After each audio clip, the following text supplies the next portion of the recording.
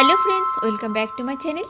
আজকে আমি আপনাদের সাথে একদমই কম উপকরণে একদমই কম সময়ে তৈরি হয়ে যায় এমন একটি নিরামিষ পনিরের রেসিপি শেয়ার করছি।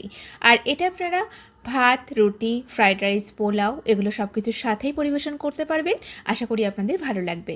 আর যদি আপনাদের এই রেসিপিটা ভালো লেগে থাকে অবশ্যই ভিডিওটাতে লাইক, শেয়ার, কমেন্ট করবেন আর চ্যানেলটিকে সাবস্ক্রাইব করবেন।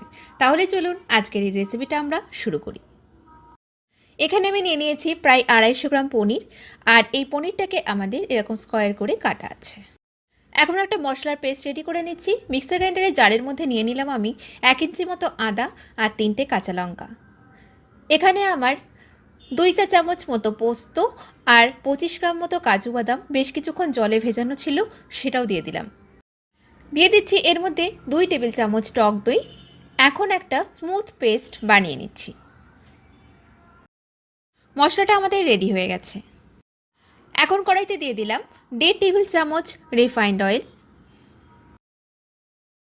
প্রথমেই পনিরগুলোকে আমরা হালকা করে ফ্রাই করে নিচ্ছি। আর পনিরটাকে কিন্তু খুব বেশি ভাজার দরকার নেই। পনির বেশি ভাজা হয়ে গেলে পনির শক্ত হয়ে যায়, খেতে ভালো লাগে না। পনিরগুলো আমাদের ভাজা হয়ে গেছে। এখন আমি পনিরগুলোকে এই একটা বাটিতে জল নিয়েছি, এর মধ্যে সামান্য লবণ দেওয়া আছে, এই জলের মধ্যে নিয়ে নিলাম। এই জলের মধ্যে ভেজানো থাকলে কী হবে, পনিরটা ভীষণ সফট হবে। এখন এই বাদবাকি তেলের মধ্যে আমি দিয়ে দিলাম 1/4 চা চামচ মতো মেথি। মেথিটাকে কয়েক সেকেন্ড ফ্রাই করে নিচ্ছি। এখন আমি এই মেথিটাকে তুলে নিচ্ছি, কারণ এই মেথিটা খাওয়ার সময় মুখে পড়লে কিন্তু তেতো লাগবে। আর মেথির যে স্মেলটা সেটা কিন্তু সুন্দরভাবে আমাদের তেলের মধ্যে মিশে গেছে। এবারে এর মধ্যে যে মশলার পেস্টটা রেডি করে নিয়েছিলাম সেটা দিয়ে দিলাম। আর এখন এই মশলাটাকে আমি প্রায় 1.5-2 মিনিট একটু ভালো করে তেলের মধ্যে কষিয়ে নিচ্ছি।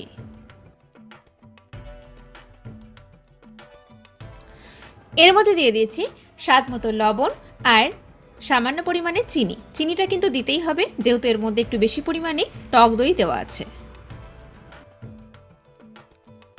মশলাটা আমাদের খুব ভালোভাবে কষানো হয়ে গেছে। এখন এর মধ্যে আমি অল্প পরিমাণে জল দিয়ে দিলাম।